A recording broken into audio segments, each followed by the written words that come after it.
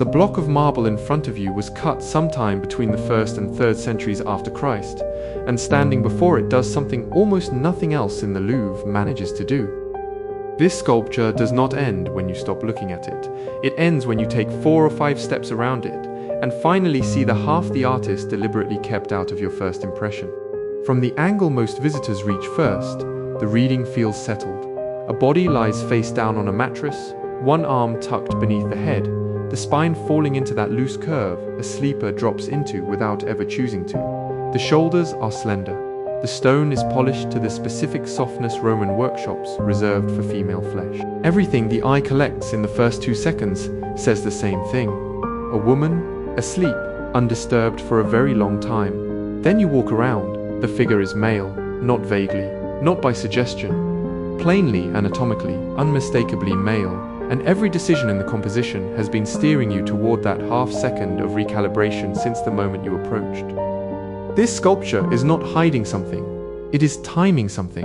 Its entire meaning lives in the gap between what you concluded and what you are then forced to unconclude, which means it cannot be photographed, cannot be summarized, and cannot be understood from one position.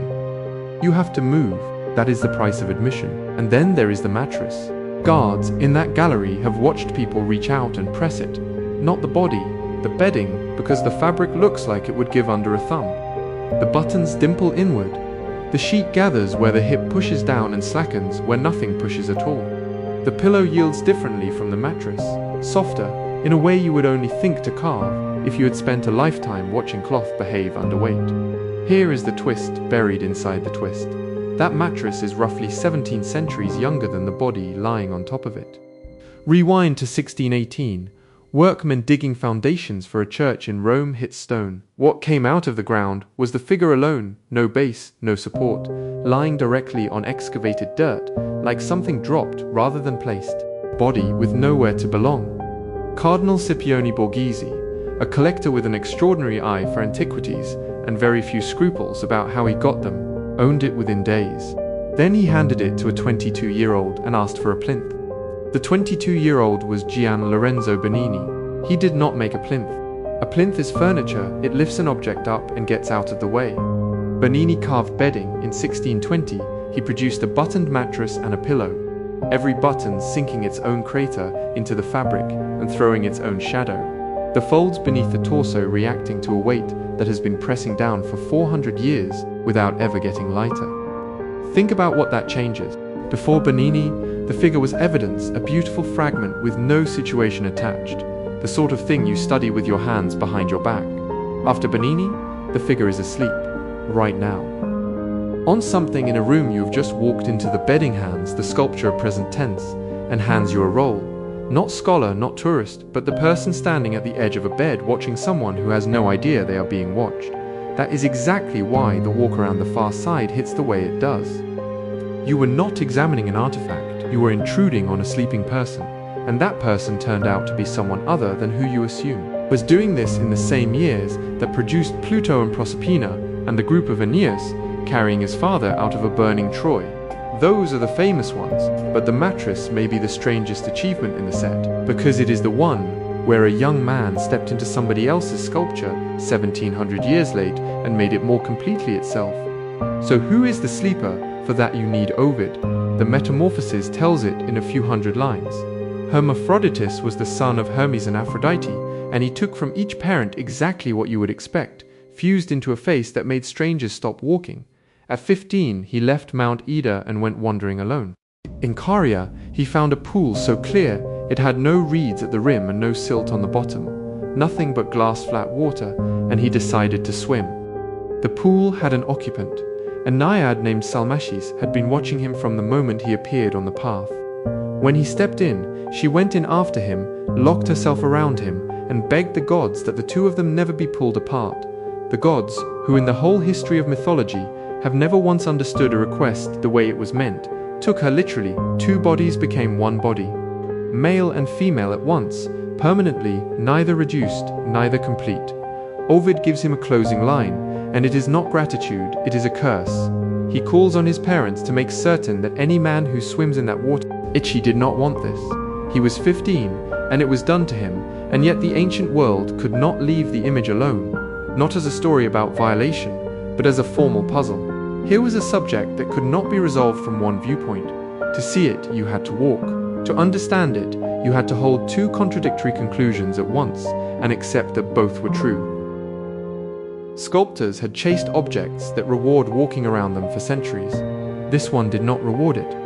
It demanded it. If you are enjoying this kind of deep dive, take a second to like the video and subscribe to the channel. And if you think I have missed something, put it in the comments. I read every single one, and here is what surprises people most. The Louvre sleeper is not unique. Roughly 20 ancient versions of this composition survive. Same pose, same withheld reveal, same trick, played on the first glance.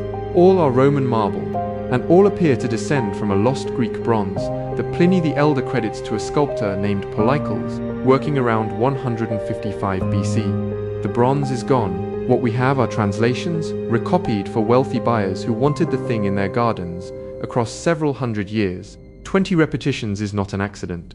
That is a culture telling you what it could not look away from specialists. Rank the Paris version as the finest of the group, the most delicate in how it manages the transition between one reading and the other, the most controlled in how long it withholds. Is also the only one wearing Bernini, which is the single reason it lives in France instead of Italy. That mattress made the piece a landmark, so much so that when a second ancient version surfaced in 1781, the Borghese family hired a sculptor named Andrea Burgondi to give that one bedding too, as a deliberate echo. Some critics think Burgondi's sheet folds are the more elaborate carving. Almost nobody argues they are the more intelligent one. Then the family married into Napoleon.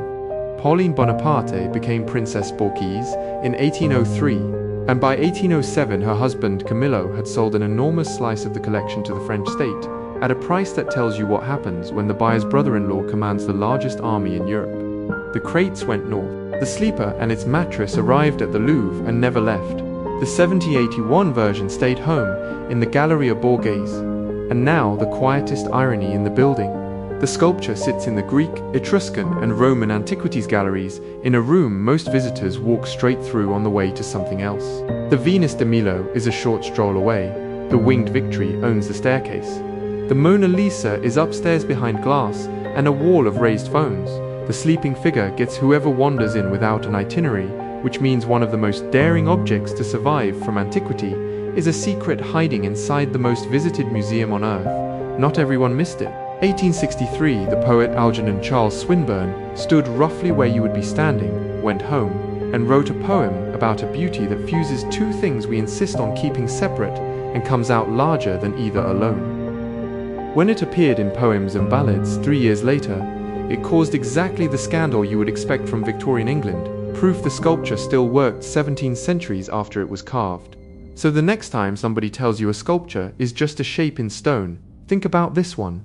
A Greek bronze nobody alive has ever seen. 20 Roman copies chasing it, one of them buried under a church, found by accident, handed to a 22-year-old who decided the thing needed somewhere to sleep, then quietly extorted out of Italy by an emperor's brother-in-law, is still lying there tonight, still keeping half of itself out of your first look. Thanks for staying to the end. If you want more videos like this one, subscribe to the channel and tell me in the comments what you think I missed. I read all of them. See you in the next video.